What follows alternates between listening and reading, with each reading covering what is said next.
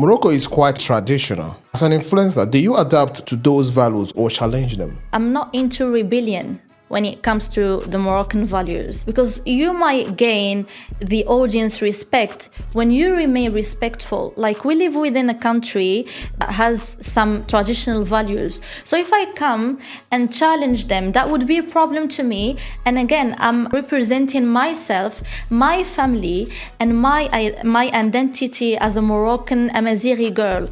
In the world of modeling and influence in Morocco, is it actually possible to make a decent living nowadays? Being a model or a micro-influencer in Morocco to start with wouldn't give you the opportunity of making a decent life if you're just focused on the influence and the modeling in itself alone. You need to hustle harder. Welcome to Sean Entertainment. I'm Sean, bringing you conversation on lifestyle, culture, and inspiring journey.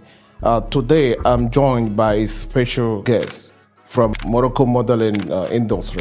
Before we dive in, CHAIMA, how are you? I'm good, thank you. Hope it's you're nice okay. to have you here today in our show. Yeah, thank you, Sean, for your invitation, first of all. Glad to be here as well. All right, can you tell us a little about you? Okay, so I'm CHAIMA BENDAOud. I'm an influencer, a model coach. I've started my career through Instagram. That was my preferred social platform. So yes, started as, let's say, a passion. I was curious about the modeling domain. But afterwards, I thought, like, let me take it more serious, if you get me. So I developed my career. I started being professional towards my social media platforms, started giving courses to the girls and boys who are interested in everything related to the modeling and shootings, etc.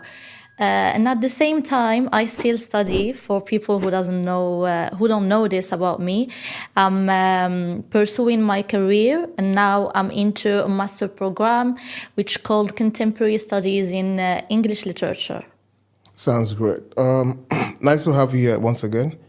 How did your journey start in Morocco, and what inspired you to become a model? Okay, let's say that my journey started as a fluid and naturally.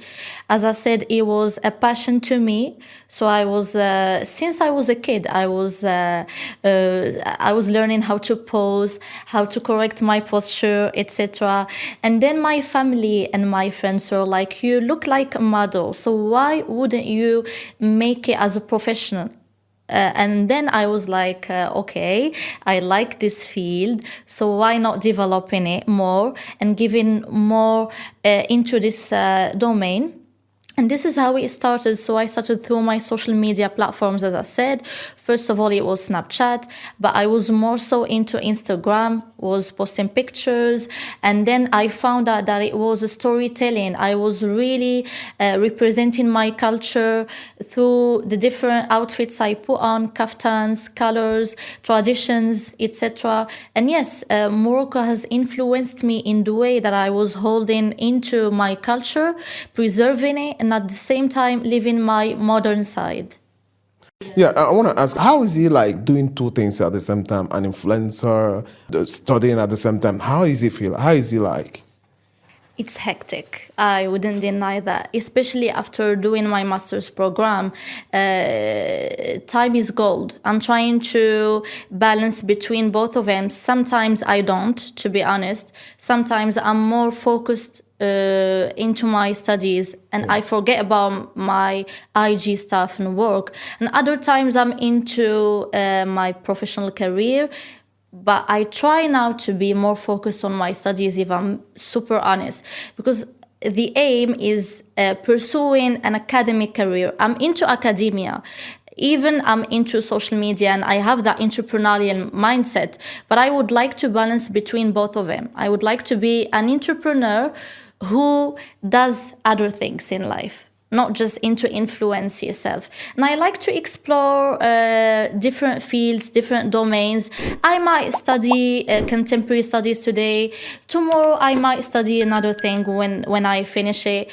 Yes, this is me. I like doing new things in life.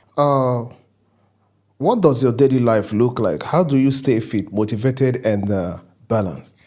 Okay, I try to keep a balanced life in my daily life, though it's not an easy process. It's always complicated because I try to balance between my personal life, between my family, between my studies, and between my professional career.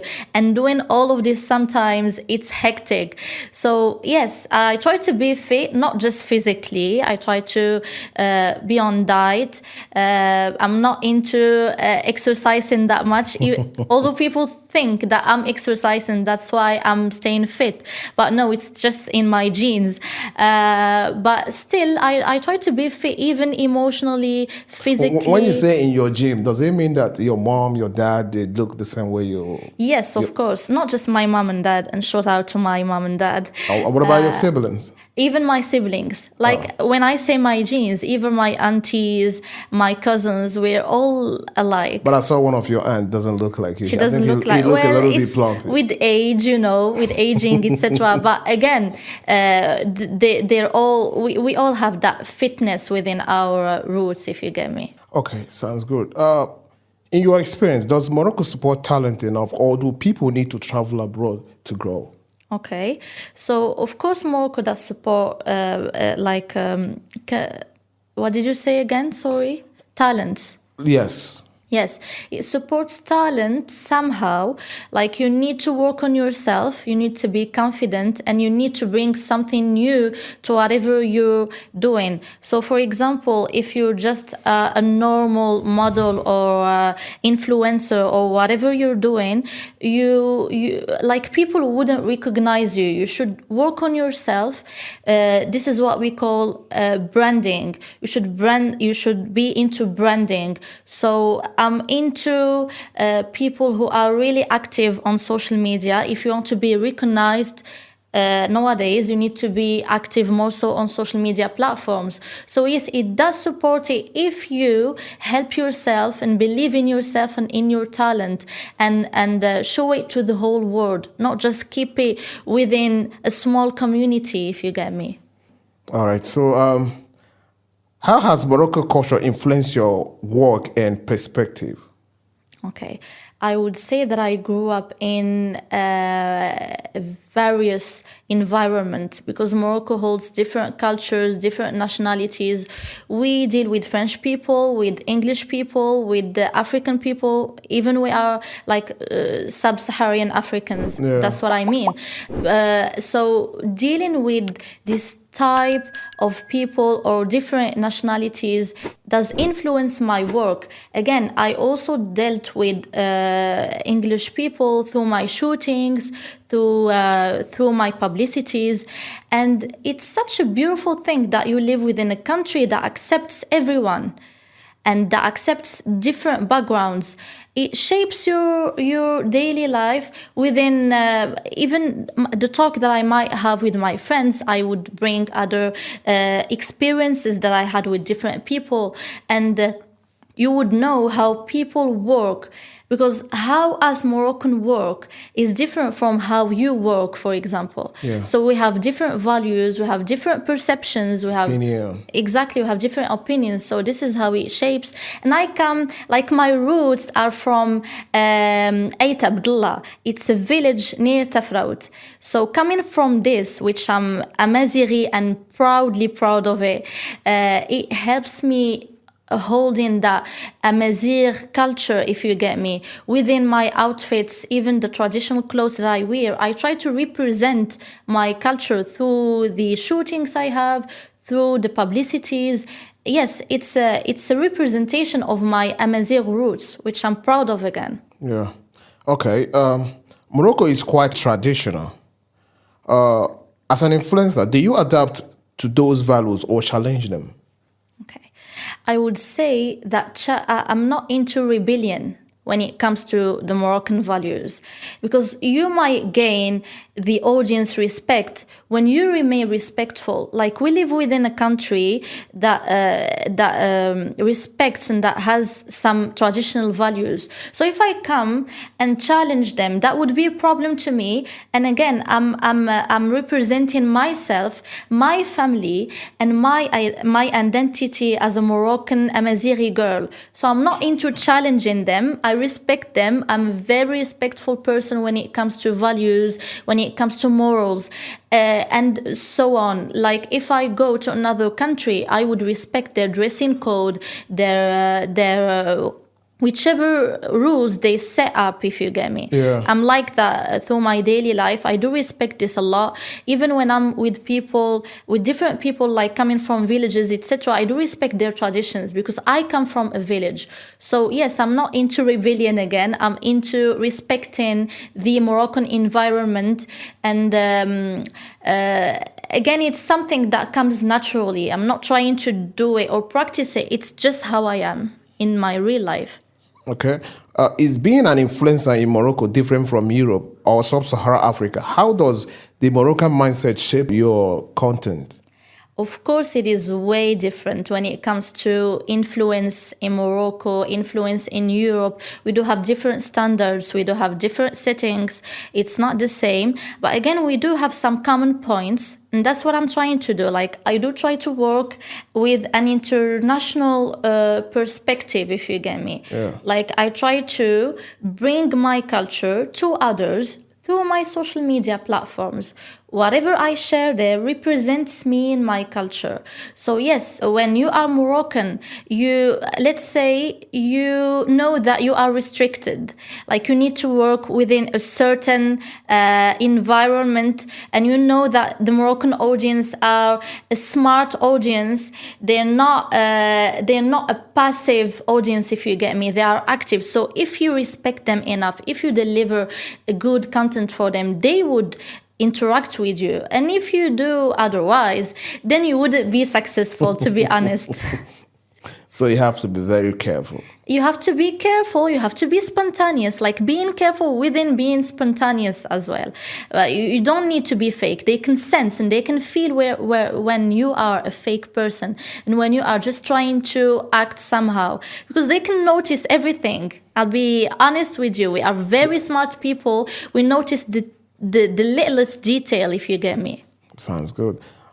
In Morocco, people often worried about what others will say. Has that ever held you back from expressing yourself online?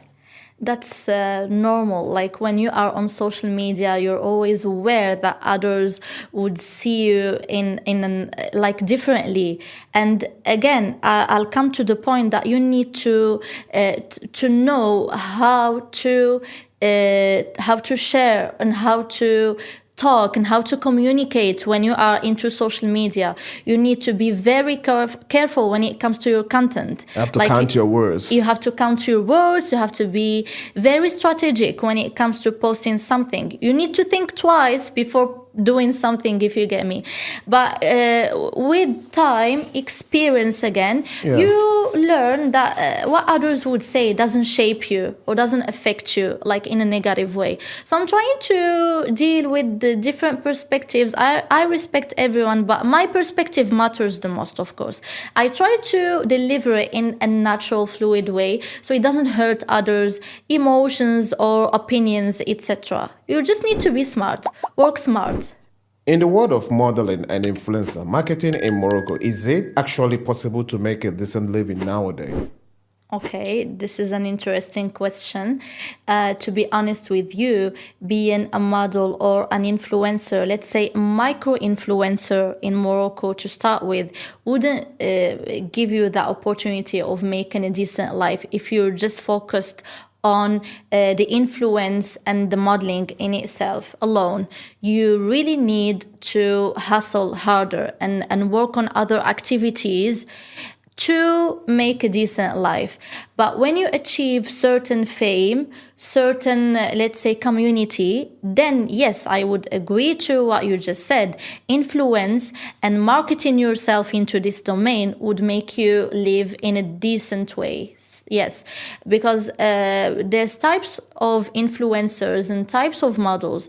The more you get famous, the more you have a trustful community who believes in you and supports you in whichever project you're having, then yes, other brands would be amazed by your work, and they would pay whatever you tell them, of course, to work with you, because they know the potential you have. They know that you've reached certain experience. Exactly. Yes, that matches their own vision. So of course they would pay for your expertise, for your work, for your profile, for your appearance, for what you would bring to the table.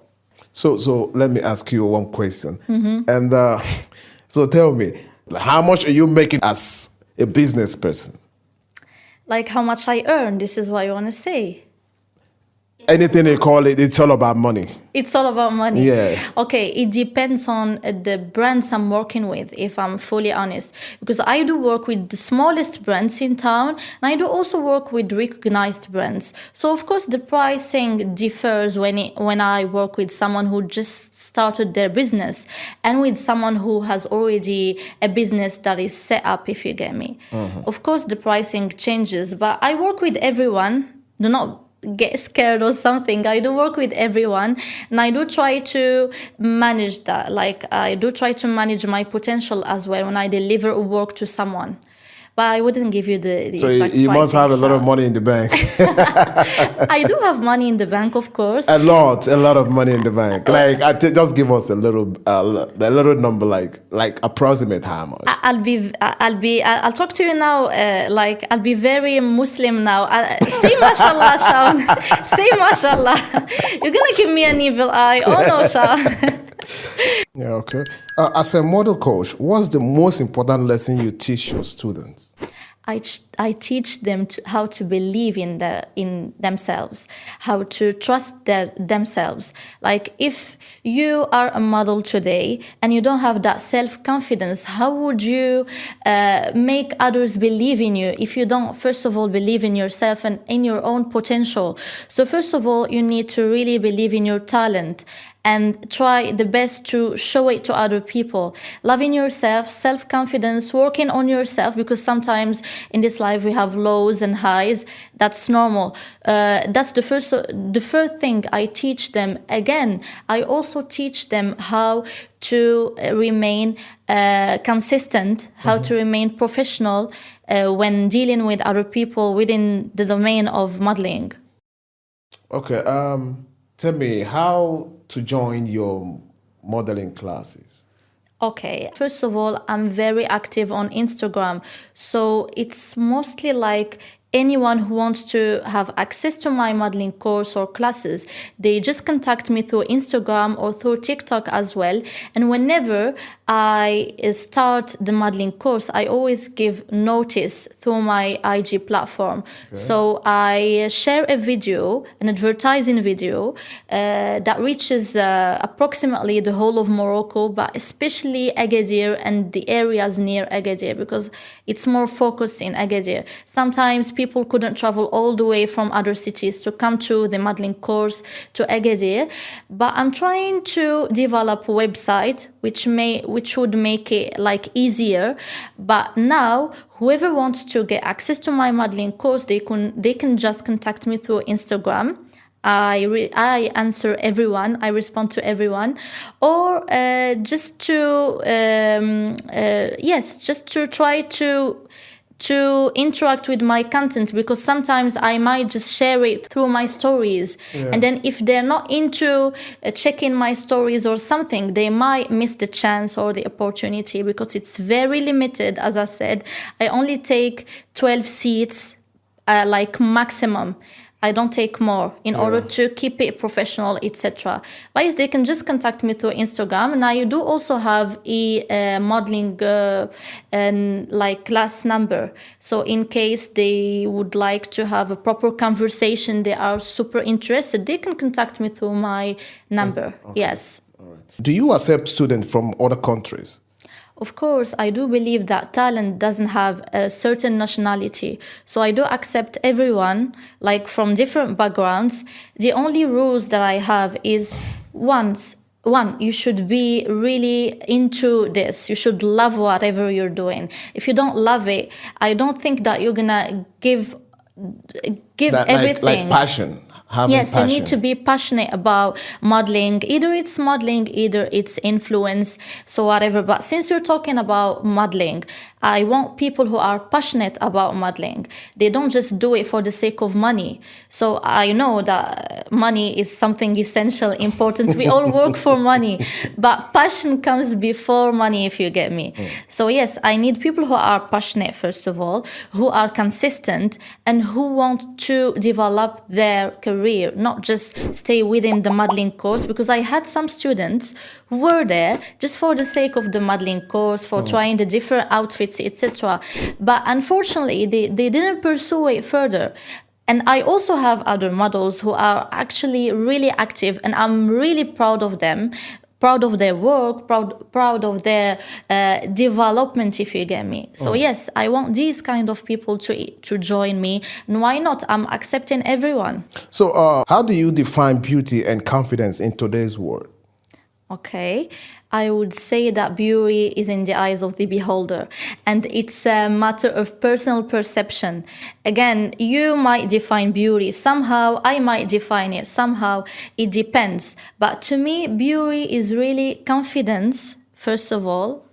So being confident makes of you a beautiful soul, a beautiful person. When I say confidence, it means believing in yourself, in your potential, in order to make others believe in you. So you said beauty is confident. Does it mean that someone who's not beauty, just when you have confidence, it means that? I said it's a matter of personal perception. This is my own personal perception. Again, everyone could define beauty the way they In their see own it. way. Yes, of course. But when you're asking me, it was a personal question, so I was answering it from a personal view. But again, you might say it differently.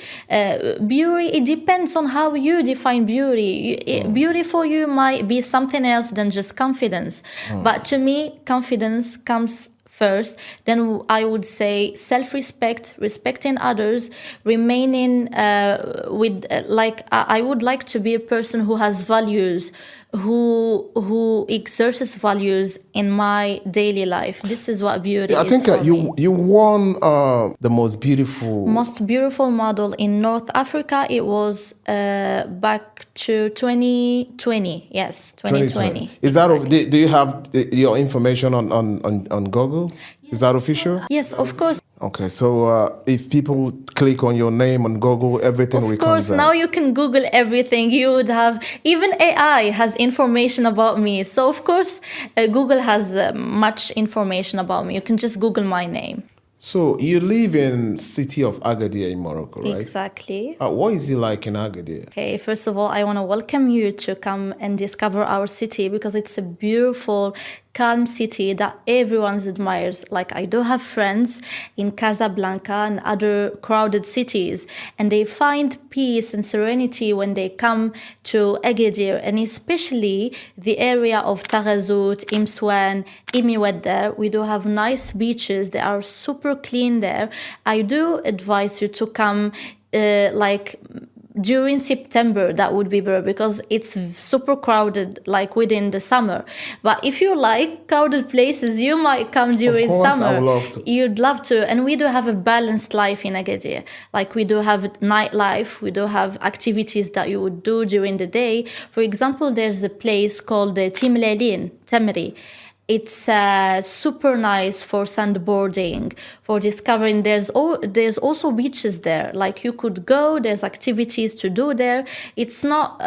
It's accessible. It's affordable. So it's not that expensive. In case you are with a family or with a group of friends, so you can come there and enjoy the whole day there. Watch the sunsets. We do have beautiful sunsets as well. And when it comes also to activities, you would just do horse riding, we do have Domaine Limoun, for example, which is a beautiful place that covers many activities. You can come with kids. You can. There's a jungle there. You can also have a stay in there. Yet it's a bit expensive, but it's worth its price. There's restaurants. We do have fancy restaurants, and. For example, I came to Casablanca, and I'll be honest, I wanted to go out last night with my auntie, but whenever I call a restaurant, they would be like, okay, we're going to finish serving at midnight. Sorry, we couldn't have you. Is it your first time in Casablanca? No, it's not my first time in Casablanca. I did come here like quite a few times, but my last time was back to 2023. But again, if you come to Agadir, and this is the difference, for example, even if you come late, let's say you want to have dinner at 1 a.m., you would always have access to places that still serve dinner at that time. So yes, it's accessible whenever you want. We do have like, as I said, nice restaurants, nightlife, if you're interested into nightlife. So yes, it's a city that took a lot of time to get developed, yet we still don't have a mall, but we do have other interesting things. And you can come to Agadir Bay if you want to have a coffee with friends. We do have lots of cafes there, lots of restaurants, an affordable price, and good quality of food. Like seriously, you would pay for something, and for food that you would enjoy, not just eat for the sake of eating. Again, you can also go to the souk al-Hidd, if you know it. It's one of the biggest souks in Africa, not just yes, not just in Morocco. It's a nice place to be there. What's special? What's special? I'll tell you what's special. Like you would go to supermarkets and buy veggies and fruits, which sometimes are not fresh, for example. But when you go there, fruits and veggies are super fresh. You would have it the same day, and you would enjoy its freshness. The price is super affordable. Like you could buy whatever you want. You could negotiate prices, thing that you couldn't do in supermarkets, for example. Even if you wanna buy a pair of sneakers or some clothes or something, you can always negotiate, which is always good to do. I see. Okay. How has social media shaped your career and influence? Okay, it has shaped it in many ways. First of all, even in my personal life, like because I've been into social media that much and I've been practicing it a lot. So now I'm being more professional, even when I talk to other people, even when I try to discuss my contracts, like my work contracts, etc. And yes, I do like being in social media because it makes you meet new people, like discover new traditions. Like for example, now I'm working with you. You come from a different background, you come from a different culture, and I'm sure you're gonna add to me something that I'll be able to add to my career. And yes, I work with different nationalities, with different people. I try to bring my own traditions and values to other people. And yes, that's it. That's the influence it has on me. Yeah. Okay. What advice would you give young girls in Morocco and worldwide chasing their dreams? Okay. I know it might be difficult at the beginning when you're pursuing and chasing your dream. You might find difficulties, you might find many struggles, but just believe in yourself. Even if you don't do it perfectly, just do it. Do it tired, do it even if you lack of confidence, do it even if you lack... Yes, and I'll be very honest, because sometimes we do have that lack of confidence. And I said sometimes... Ups and downs. Yes, it's ups and downs, it's life, that's normal. So girlies, if you're watching this, just be confident, just do it. However it is, just do it. Yes, it doesn't need to be perfect at the beginning, but process and experience makes it a bit perfect. There's nothing perfect in this life. But again, just try your best, be confident, believe in yourself, even when you're not. Just do it. This is the advice that I give to girls. Even my friends, they know this about me. I always tell them the same thing. Love yourself enough and believe in yourself and in your potential to make others believe in you. Otherwise, you wouldn't reach anything, if I'm honest. Okay, I have a personal question. Where do you find yourself in the next 5 years? Okay, you know what? I'm